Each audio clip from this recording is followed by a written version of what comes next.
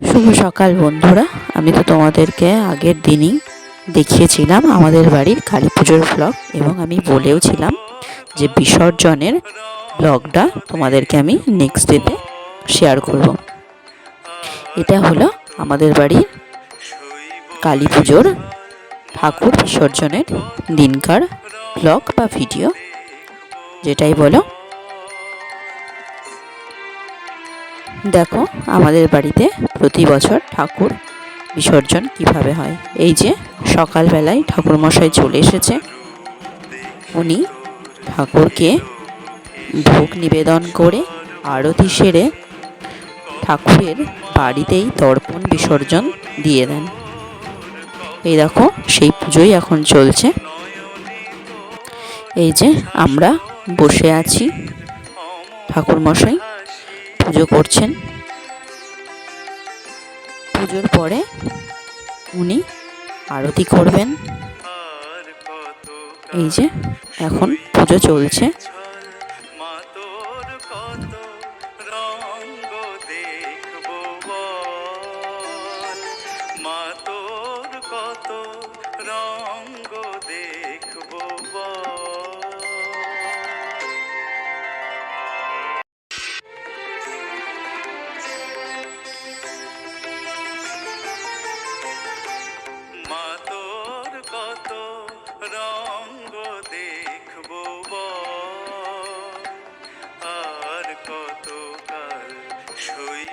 এই দেখো এইবার ওনার পুজো প্রায় শেষের দিকে। এইবার উনি ঠাকুরের আরতি করছে, দেখতে থাকো। কখন মা রূপ দেখি তোর এলো কেশি সর্বনাশী, কখন মা নয়নে তোর, কখন মা নয়নে তোর। এই যে এইবার পঞ্চপ্রদীপ দিয়ে আরতি করছে। কিন্তু কালকের দিনটা যতটা আনন্দে কাটিয়েছিলাম, আজকে মনটা আমাদের একটু ভারাক্রান্ত হয়ে গেছিল। এই যে আমার বৌদি সবাইকে পঞ্চপ্রদীপের তার নিতে বলছিল, কারণ ঠাকুর আসতে ভালোই লাগে বলো, কিন্তু ঠাকুর চলে যাওয়ার সময় আর ভালো লাগে না। কালকে এই সময় আমাদের কত আনন্দই না ছিল। যাই হোক, আর কি করা যাবে, যেটা নিয়ম সেটা তো করতেই হবে। এই দেখো সবাই বসে আছে।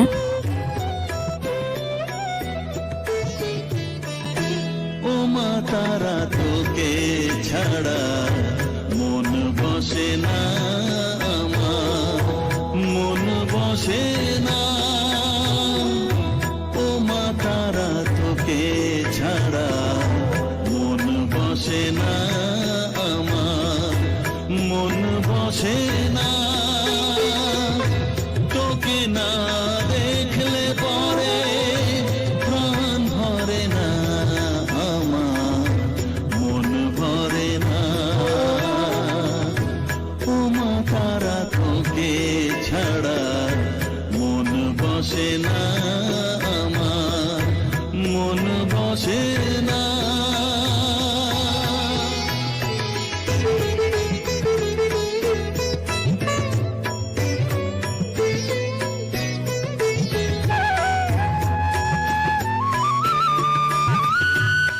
এই যে বরণ আরতি শেষে ঠাকুরমশাই এইবার ঠাকুরকে মিষ্টি মুখ করিয়ে দেবে।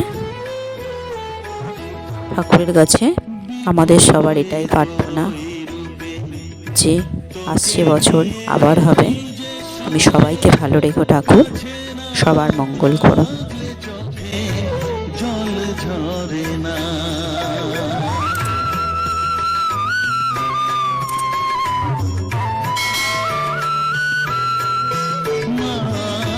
বিভোর হয়ে তোর রূপে তোকে নিয়ে রই যে সুখে কাছে। এই যে পুজো শেষ হয়ে গেছে। এবার ঠাকুরের এখানে যা সামগ্রী আছে সেগুলো তো সবই জলে দিয়ে দিতে হবে, সেগুলো গোছানো চলছে। এরপর দেখো ঠাকুরকে আসন থেকে নামানো হবে। মা, বড় মা, একে একে সবাই, এবছর আমিও বরণ করেছি। এই দেখো সবাই মিলে ঠাকুরকে আসন থেকে নামিয়ে দিল। এইবার বরণ শুরু হবে, তোমরা দেখতে থাকো।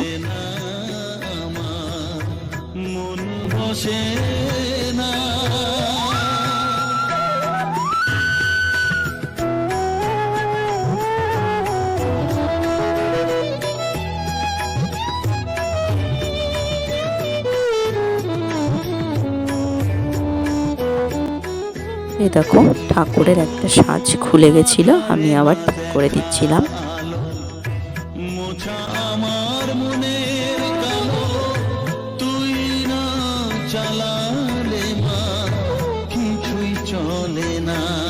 এই যে বরণ শুরু হয়ে গেছে।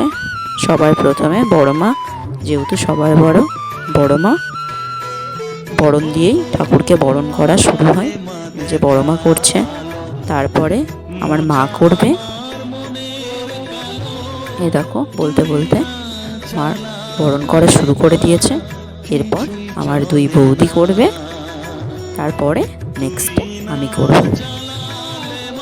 যাই হোক, বরণ শেষে আমরা ঠাকুরকে নিয়ে গেছিলাম ঘাটে, যে ঘাটে প্রত্যেক বছর আমাদের ঠাকুর বিসর্জন দেওয়া হয়, সেটা হলো অঞ্জনা নদীতে। ভিডিওটা ভালো লাগলে অবশ্যই like, comment, share and subscribe করতে ভুলো না।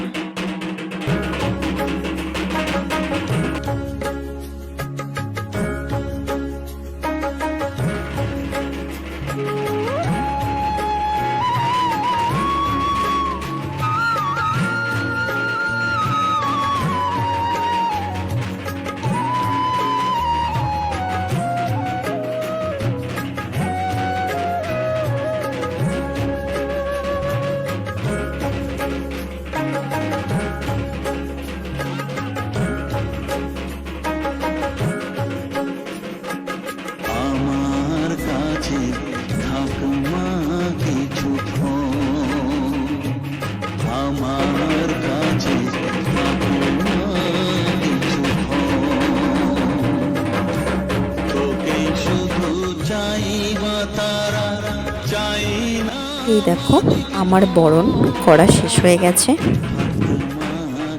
এরপর ঠাকুরকে ঘাটে নিয়ে যাওয়ার আগে ঠাকুরের সমস্ত গয়নাগুলোকে খুলে নেওয়া হবে, কারণ ফুলের মধ্যে তো কোথায় চলে যাবে, সেই কারণে বাড়িতেই আমাদের ঠাকুরের সমস্ত গয়না খুলে রেখে দেওয়া হয়।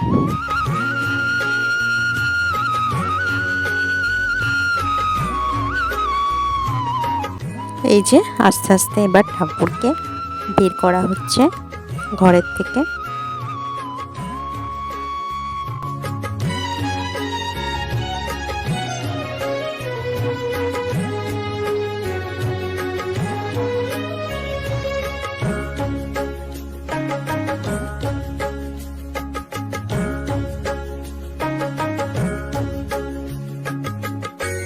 তুই চেতনা, তুই গতি, আমি রথ, তুই সারথি। তুই চেতনা, তুই গতি, আমি রথ, তুই সারথি। এই দেখো আমরা সবাই ঠাকুরের সিঁদুর মেখেছি।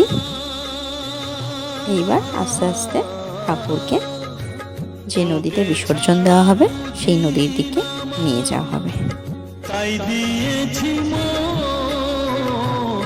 ফাকমা কিছুক্ষণ, ও ফাকমা কিছুক্ষণ, আমার কাছে থাকমা কিছুক্ষণ।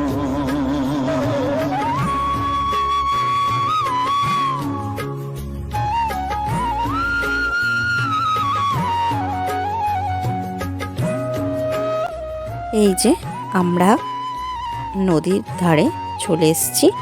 এইবার ঠাকুরকে 7 পাক ঘুরিয়ে জলে দিয়ে দেওয়া হবে।